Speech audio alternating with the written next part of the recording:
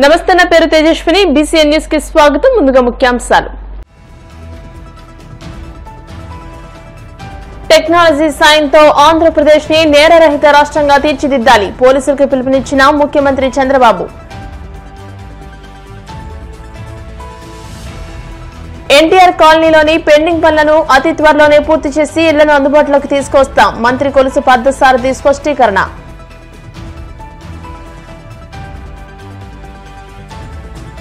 చంద్రబాబు మేనిఫెస్టోని గుర్తుకు తెద్దాం కార్యక్రమాన్ని ప్రారంభించిన సజ్జల. చంద్రబాబు ష్యూరిటీ, మోసం గ్యారంటీ క్యూఆర్ కోడ్ తో కూడిన పోస్టర్ ఆవిష్కరణ.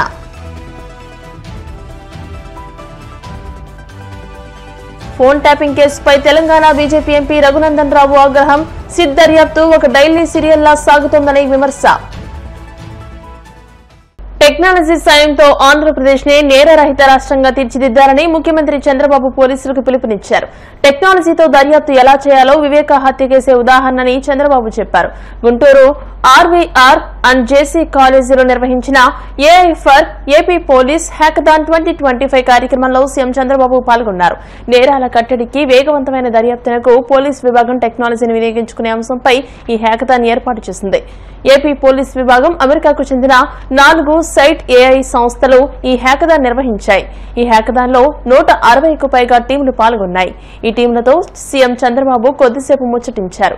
పోలీస్ విభాగంలో టెక్నాలజీని వినియోగించడం ద్వారా ఎలాంటి సేవలు అందించవచ్చు, పనితీరును ఏ విధంగా మెరుగుపరుచుకోవచ్చనే అంశంపై వారితో ముఖ్యమంత్రి చర్చించారు. ఈరోజు పోలీస్ డిపార్ట్మెంట్ ని మనస్ఫూర్తిగా అభినందిస్తున్నా. మామూలుగా పోలీసులంటే ట్రెడిషనల్ అప్రోచ్ చేసే నుంచి ఇప్పుడు టెక్నాలజీని ఏ విధంగా ఉపయోగించుకోవాలి అనే విషయంలో పోలీసులే చొరవ తీసుకొని ఒక మంచి కార్యక్రమాన్ని దేశంలో ఎక్కడా చెయ్యని విధంగా ఆంధ్రప్రదేశ్ పోలీసులు చేశారు. వాళ్ళ మనస్ఫూర్తిగా అభినందిస్తున్నా. It will go a long way. ఎక్కడైతే లా అండ్ ఆర్డర్ బాగా ఉంటుందో, ఎక్కడైతే క్రిమినల్ యాక్టివిటీస్ లేకుండా ఉంటాయో అక్కడే అభివృద్ధి బాగా జరుగుతుంది. నేను ఎప్పుడు కూడా ప్రగాఢంగా నమ్ముతాను.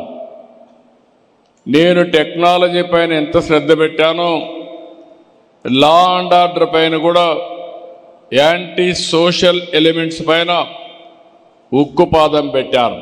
ఎక్కడ ఎవరిని వదిలిపెట్టలేదు. నేను ఒకటే చెప్పేవాడిని, సిబిఎన్ సీఎంగా ఉన్నంత వరకు క్రిమినల్స్కి రాష్ట్రంలో చోటు లేదనేది నా ప్రగాఢమైన సందేశం. 2023లో government of India quantum mission పెట్టారు. కానీ ఇంతవరకు పెట్టారు, కానీ ముందుకు పోయే సమయంలో నేను చొరవ తీసుకున్నాను. ఫస్ట్ టైం మళ్ళీ క్వాంటమ్ వ్యాలీ కింద ఆర్టిఫిషియల్ ఇంటెలిజెన్స్కి ప్రాధాన్యత ఇచ్చి రాబోయే రోజుల్లో ప్రపంచం మొత్తం తెలుగు వారి సత్తా ఏంటో చాటబోతున్నామని మీ అందరికీ విజ్ఞప్తి చేస్తున్నా. ఇక్కడ స్టూడెంట్స్ అంతా ఉన్నారు. ఈరోజు ఇక్కడ స్టూడెంట్స్ మీరు ఒక్కసారి గుర్తుపెట్టుకోవాలి. ఒకప్పుడు మనం చదువుకుంటే ఉద్యోగాలు వచ్చేటివి కాదు. ఒకప్పుడు నేను ఇంటింటికి చెప్పేవాడిని, పేరెంట్స్ చెప్పేవాడిని, మీ పిల్లలకు ఎంత ఆస్తి ఇస్తారనేది ముఖ్యం కాదు, మీ పిల్లల్ని బాగా చదివించండి, ఐటీ చేయించండి, తద్వారా రాబోయే రోజుల్లో మీరిచ్చిన దానికంటే 100 రెట్లు ఆస్తి సంపాదించే తెలివితేటలు మన పిల్లలకు వస్తాయని నేను చెప్పాను. ఎన్నో సంవత్సరాలు కాలేదు, 25 ఏళ్ళు. ఈరోజు ప్రపంచంలో మీరు ఎక్కడికైనా వెళ్ళండి, ఏ దేశానికి పోయినా అక్కడ తెలుగువాడు ఉంటాడు. ఇంకో పక్క ప్రపంచంలో ఎక్కడైనా పాష్ లొకాలిటీ, డెవలప్ అయిన మంచి లొకాలిటీకి పోయి అక్కడ తెలుగులో ఒక గట్టిగా అరిస్తే చుట్టుపక్కల ఉండేందరూ గ్యాదర్ అయ్యే పరిస్థితి వస్తుంది. అది తెలుగుదేశం పార్టీ ఈరోజు ప్రపంచం మొత్తం తెలుగు వారి యొక్క శక్తిని, సామర్థ్యాన్ని నిరూపించాం. ఒక్క మాటలో చెప్పాలంటే ప్రపంచంలో ఈరోజు హైయెస్ట్ పర్ క్యాపిటా ఇన్కమ్ సంపాదించే వ్యక్తులు ఇండియన్స్ అయితే అందులో 35% తెలుగు వాళ్ళు ఉన్నారంటే అది మనం వేసిన ఫౌండేషన్ తప్ప ఇంకోటి కాదు. స్టూడెంట్స్ అంతా ఉన్నారు. మీరు ఒకటి గుర్తుపెట్టుకోవాలి. కొంతమంది మాట్లాడుతున్నారు ఏ వస్తే ఉద్యోగాలు పోతాయి కాబట్టి చదువు కూడా మానేసి ఇంట్లో కూర్చుందామని. అది సొల్యూషన్ కాదు. మనమందరం కూడా ఒక ఇన్స్పైరింగ్ టైంలో ఉన్నాం.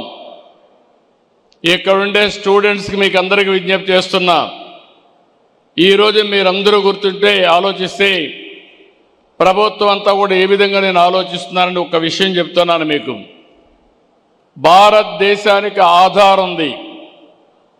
ప్రతి ఒక్క స్టూడెంట్ యొక్క ఆధార్ ద్వారా ప్రతి ఒక్క వ్యక్తి యొక్క ఐడెంటిటీ ఆటోమేటిక్గా చేస్తారు. రెండో పక్కన స్టూడెంట్స్ అయితే అభయ్ ఉంది. దీని ద్వారా చిన్న క్యారియర్ వరకు ట్రాక్ చేసే సిస్టమ్ వస్తుంది. మూడోది ఫ్యామిలీ అంతా కూడా ఒకటిగా మనం ఐటీలో కానీ చేయగలిగితే ఫ్యామిలీ యాజ్ యూనిట్ ఐడెంటిఫై చేస్తాం. ఇది అయిన తర్వాత మీరు ఒకసారి చూస్తే ప్రతి ఒక్క ఇంట్లో ఉండే వాళ్ళు ఆ ఇల్లు కూడా జియో ట్యాగింగ్ చేస్తున్నాం. రేపు ఏదైనా విపత్తు వస్తే నాకు ఎవ్వరూ చెప్పక్కర్లేదు, నేరుగా డ్రోన్ ద్వారా ఏ సహాయం పంపించాలన్నా వాళ్ళ ఇంటిపైకి నేను పంపించే అవకాశం వచ్చిందని చెప్పి కూడా నేను మీకు తెలియజేస్తున్నా. నేను ఒకటే మీ అందరికీ హామీ ఇస్తున్నా, టెక్నాలజీతో జీరో క్రైమ్, అది ఏదైనా కావచ్చు. రేపు రాబోయే రోజులు ఇష్టానుసారంగా గంజాయి అమ్మతాం, గంజాయి సేవిస్తాం, గంజాయి పండిస్తాం. మమ్మల్ని అడగద్దంటే మాత్రం కుదరదు, తాట తీస్తామని మరొక్కసారి హెచ్చరిస్తున్నా వీళ్ళందరినీ.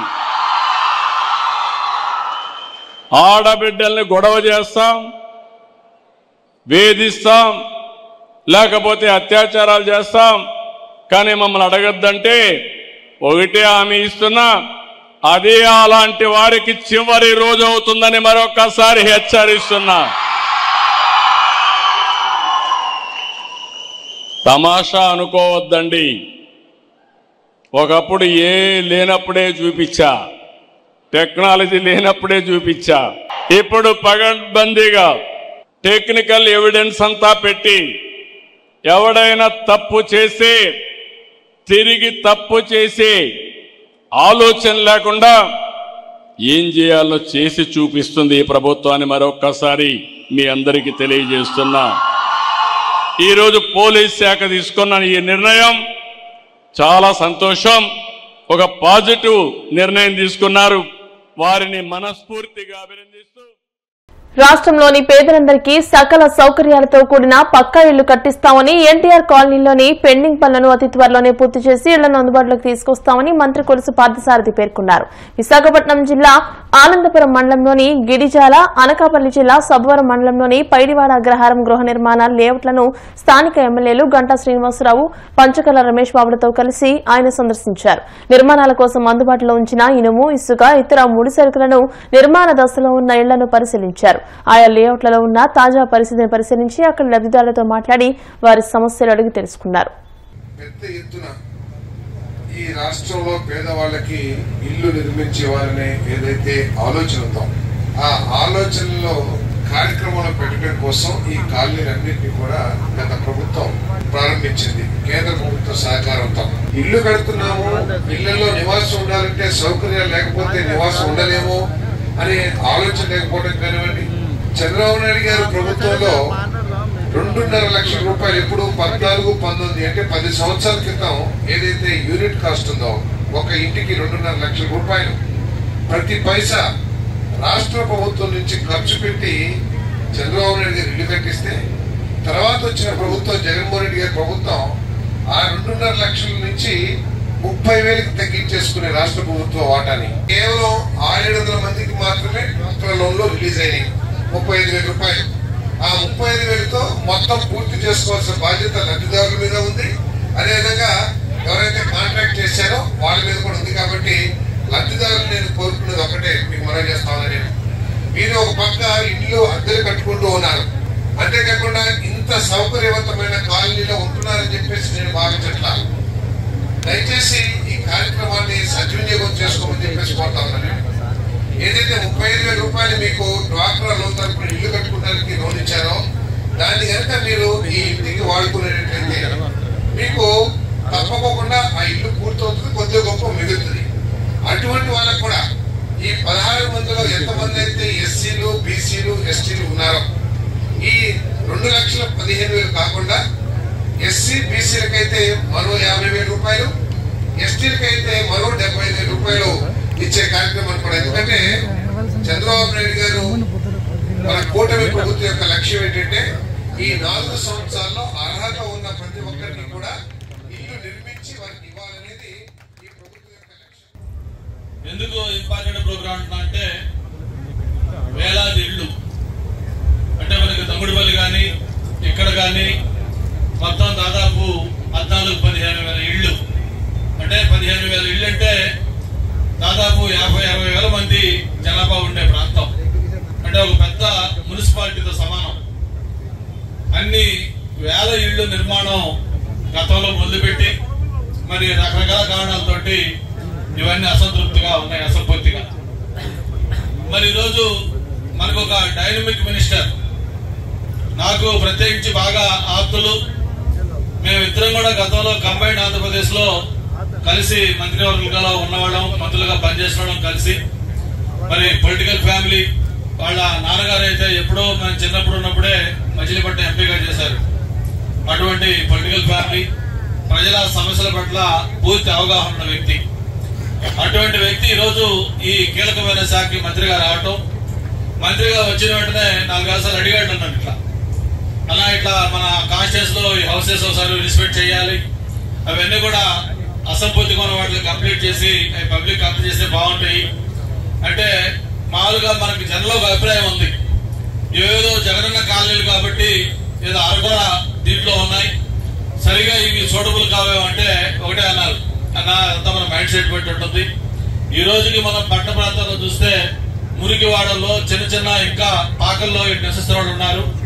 అటువంటి వాళ్ళకి ఏ విధంగా చూసుకున్నా ఇది బెటర్ గా ఉంటాయి. కాకపోతే ఇక్కడ ఏమి మనం ప్రాబ్లమ్స్ రెక్టిఫై చేద్దాం. ఒక 15,000 ఇళ్లు ఒక చోటకు వస్తే ఒక పెద్ద టౌన్షిప్ లాంటిది, దానికి కామన్ ఫెసిలిటీ, ఒక స్కూల్ ఉండాలి, ఒక హాస్పిటల్ ఉండాలి, ఒక మార్కెట్ ఉండాలి, ఒక షాపింగ్ కాంప్లెక్స్ రావాలి, ఒక సినిమా థియేటర్ రావాలి. ఇటువంటి అన్ని రావాలంటే అక్కడ కొంత కామన్ స్పేస్ కూడా ఉండాలి.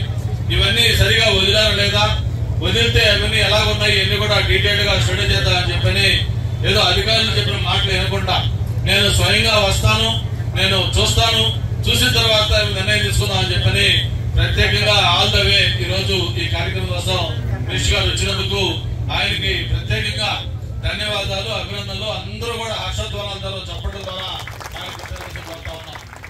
శ్రీ సత్యసాయి జిల్లా ధర్మవరంలో మున్సిపల్ ఇంజనీరింగ్ కార్మికుల నిరసన రిలే నిరాహార దీక్షలు 2వ రోజుకు చేరాయి. ఈ సందర్భంగా వారు మాట్లాడుతూ జీవో నెంబర్ 36 ప్రకారం జీతాలు పెంచాలని, తమకు ప్రభుత్వ సంక్షేమ పథకాలు అమలు చేయాలని ప్రభుత్వాన్ని డిమాండ్ చేశారు.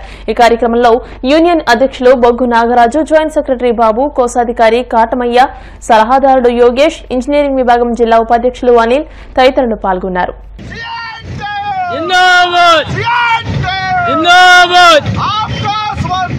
పర్మనెంట్ వద్దు, పర్మనెంట్ వద్దు, సమాన పనికి సమాన వేతనం ఇవ్వాలి, మున్సిపల్ ఇంజనీరింగ్ కార్మికుల ఐక్యత, వదిలేయాలి, మున్సిపల్ ఇంజనీరింగ్ కార్మికుల ఐక్యత, వదిలేయాలి, సమాన పనికి సమాన వేతనం ఇవ్వాలి, సమాన పనికి సమాన వేతనం ఇవ్వాలి, సమాన పనికి సమాన వేతనం ఇవ్వాలి.